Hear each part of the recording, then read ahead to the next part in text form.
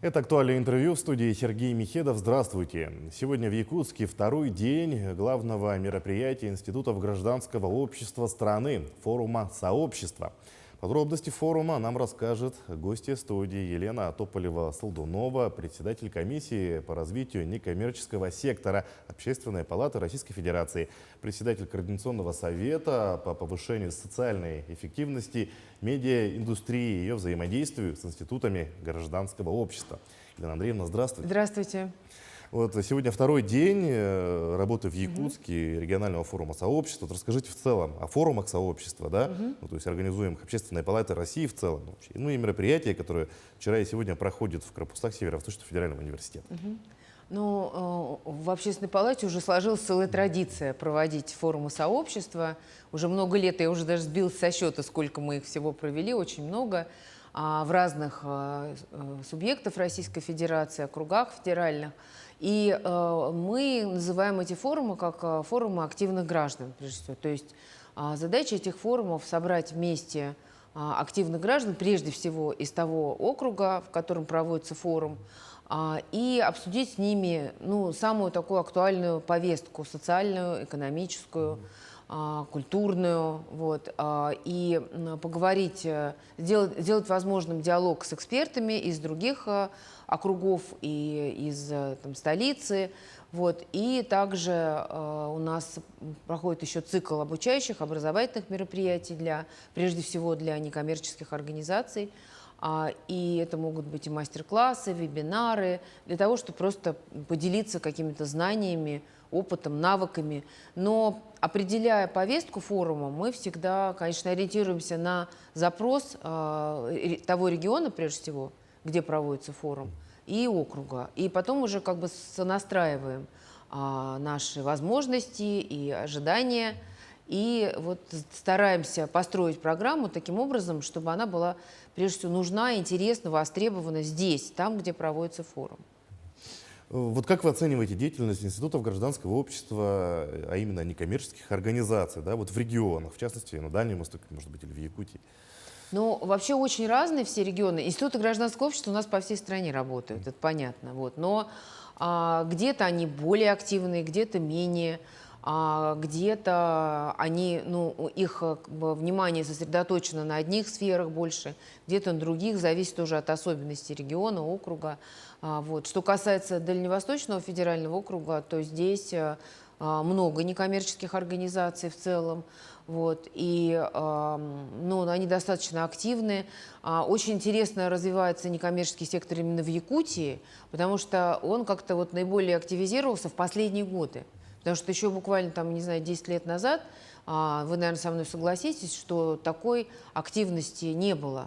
А сейчас год от года мы видим рост активизма гражданского и на уровне местных сообществ, и на уровне просто каких-то индивидуумов, и на уровне некоммерческих организаций, которые появляются с каждым годом, все их побольше появляется. И то, что не может не радовать, то, что у вас такая сеть поддержки НКО, она распределяется уже по всяким даже самым удаленным районам, вашим улусам, и у НКО, даже находящимся далеко-далеко от центра, можно сказать, у них все равно есть возможность как-то узнавать то, что происходит в Якутске, и обмениваться практиками, лучшими и опытом с другими своими коллегами.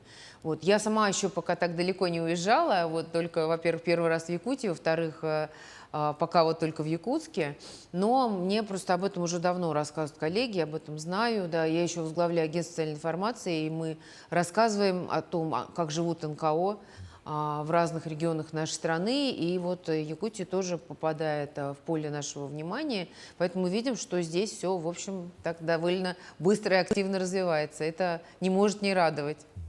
На форуме сообщества в Якутске вы являетесь модератором двух площадок: развития НКО и гражданских инициатив на местном уровне и лаборатория регионального рейтинга «Регион НКО». Новации рейтинга и проектирование мер по развитию третьего сектора для субъектов Дальнего Востока. Какие вопросы обсуждают участники этих площадок? Действительно, две площадки. Что касается и гражданских инициатив, их развития и поддержки на местном уровне, на муниципальном уровне, то Тут я не ожидала, что будет такой ажиотаж вокруг этой площадки. Я просто немножко даже побаиваюсь, потому что такое количество желающих выступить там, да, что я не знаю, как я успею всем слово дать.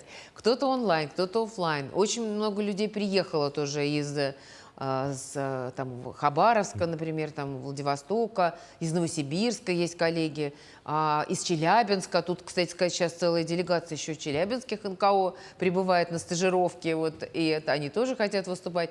В общем, чувствуется, что людям есть чем поделиться, что рассказать. Потому что важно именно, чтобы некоммерческий сектор развивался и поддерживался не только на уровне федеральном, что у нас хорошо построено, и на уровне регионов, что тоже неплохо, но в каждом муниципалитете был бы доступ вот к этой системе поддержки.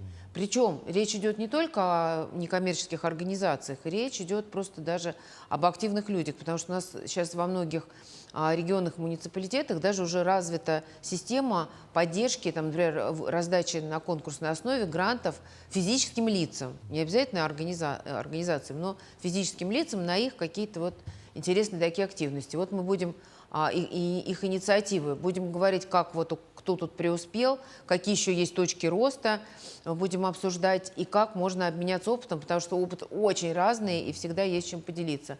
Вторая площадка, посвященная вот нашему рейтингу, который Общественная палата будет уже, какой год, третий уже, по-моему, год выпускать, регион НКО.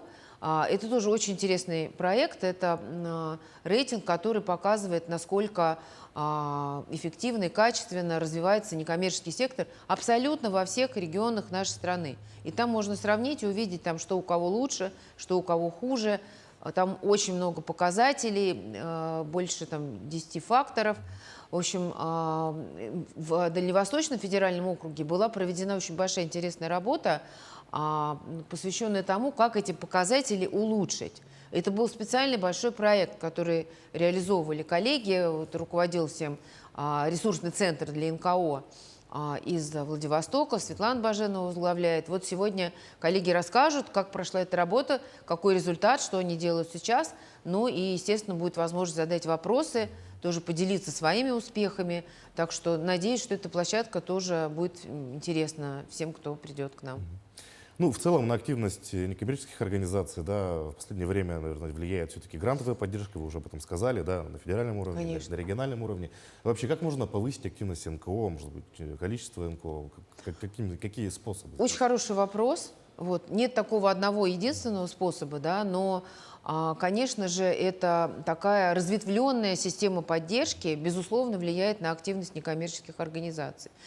Она состоит из нескольких компонентов. Да, финансовая поддержка очень важна, но, как мы видим по результатам разных опросов, исследований, не менее важна, например, имущественная поддержка.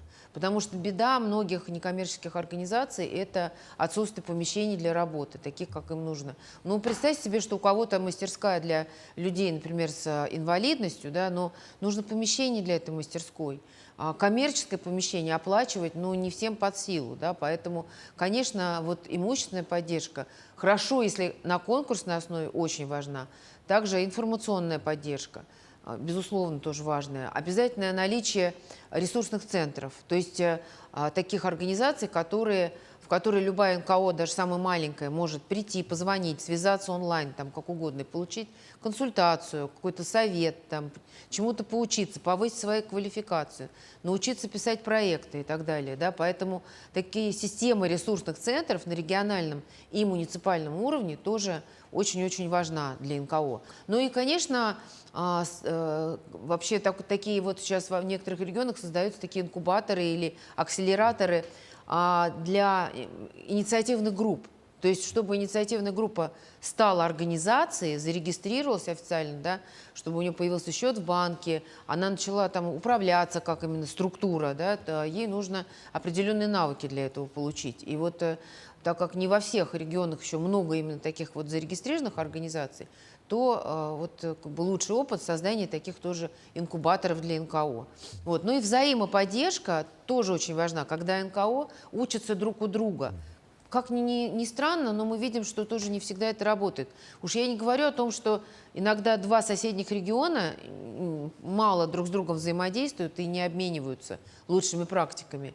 Но даже в одном регионе, да, НКО могут быть какие-то очень уже сильные такие, прекрасно умеющие там, привлекать частные пожертвования, оказывать услуги. А другие не знают, как это сделать. И почему-то не всегда у них получается просто друг с другом пообщаться и наладить контакты, чтобы те, кто посильнее, ну, помогли тем, кто еще не такой сильный и только начинает развиваться. Поэтому очень важно вот такое взаимодействие внутри некоммерческого сектора, вот, чтобы были площадки для такой работы. Ну вот год назад возглавляемое вами агентство социальной информации победило в номинации «Амбассадор социального предпринимательства СМИ» Всероссийской премии «Импульс добра». Вот, что предполагает вообще данное понятие, вот, каково его значение для развития некоммерческого сектора? Но социальное предпринимательство сегодня у нас понятие уже, которое определяется в соответствующем законе. У нас не так давно появился, очень давно, ну, долго к этому шли, но в конце концов появился закон о социальном предпринимательстве, где объясняется, что это такое, какие категории организаций относятся к социальным предприятиям или люди могут относиться к социальным предпринимателям. Но если говорить простыми словами, то, собственно говоря, название, оно само по себе, ну, такое говорящее, да, социальное предприятие – это предприятие, то есть это все-таки бизнес, это организация, которая работает по законам бизнеса, но которая, основная цель которой является не получение прибыли, как, ну, в общем-то, нормально в бизнесе, да, хотя сейчас тоже происходят вот всякие изменения, и все более бизнес смотрит в сторону своей какой-то такой социальной цели тоже своей деятельности. Но тем не менее, это четко предприятие, основная задача которого работать, получать какое-то общественное благо. Причем это может быть выражаться по-разному, да, это может быть там создание рабочих мест для людей с особенностями. Это может быть, например, создание какой-то уникальной, ну, услуги, которая востребована незащищенными слоями населения. Или создание какой-то продукции, которая, например, там, я не знаю, помогает данной территории, где это предприятие создано, как-то больше развиваться в социокультурном плане, стать заметной, ну, вот условно какие-то народные промыслы, да. Но при этом такое предприятие все-таки работает на принципах самоокупаемости, как минимум. То есть это не тем они отличаются от некоммерческих организаций, да, которые могут вообще не заниматься никаким там зарабатыванием денег, да, а социальное предприятие все-таки предполагается, что оно именно ну, на основах хозрасчета, как мы раньше говорили, работает, но на принципах самоокупаемости. Устроено как бизнес, но при этом большую часть получаемой прибыли тратит на какие-то общественно значимые цели. В законе четко прописано, какие конкретно параметры позволяют отнести предприятие к социальному. Вот у нас остается совсем немного времени. Сегодня второй день форума сообщества. Елена Андреевна, какие ожидания, какие результаты хотите получить? Ну, я вижу, что уже по первому дню, да, что форум вызывает очень большой интерес, а люди, можно сказать, не дремлют там где-то в последнем ряду, а очень активно участвуют, у всех такие заинтересованные лица, горящие глаза. Это очень всегда приятно, когда чувствуешь, что ты не зря там, да, что ты делаешь, там, что ты приносишь какую-то пользу. Сегодня масса разных площадок, вот помимо наших, там, по разным совершенно темам. Основная тема форума все-таки развитие территорий, да, поэтому вот по этой теме много у нас различных дискуссионных площадок и образовательных вещей там, и для волонтеров там тоже интересная программа, и там, я не знаю, по работе общественных советов, и там, ну, сколько по демографии очень интересные площадки. То есть совершенно разные темы. Я думаю, что каждый может себе найти площадку в соответствии с его интересами и пристрастиями. Вот. Ну и я ожидаю, что мы много чего друг от друга получим сегодня, потому что когда ты что-то проводишь, всегда не только ты отдаешь, ты всегда получаешь и учишься тоже от тех, кто приходит, выступает, задает вопросы. Это здорово, в общем, когда ты ощущаешь вот это вот чувство сообщества реально, да, это значит, что мы не зря все это делаем, это работает, и я думаю, надеюсь, что сегодняний день станет очень продуктивным. Ну что ж, Елена Андреевна, большое спасибо, что нашли время, пришли к нам, ответили на наши вопросы. Добро пожаловать в Якутию, будем рады видеть вас у нас в гостях снова. Ну и, конечно же, плодотворной работы на форуме и достойных результатов. Спасибо большое. Спасибо. Я напомню, вы смотрели актуальное интервью. Оставайтесь на нашем канале.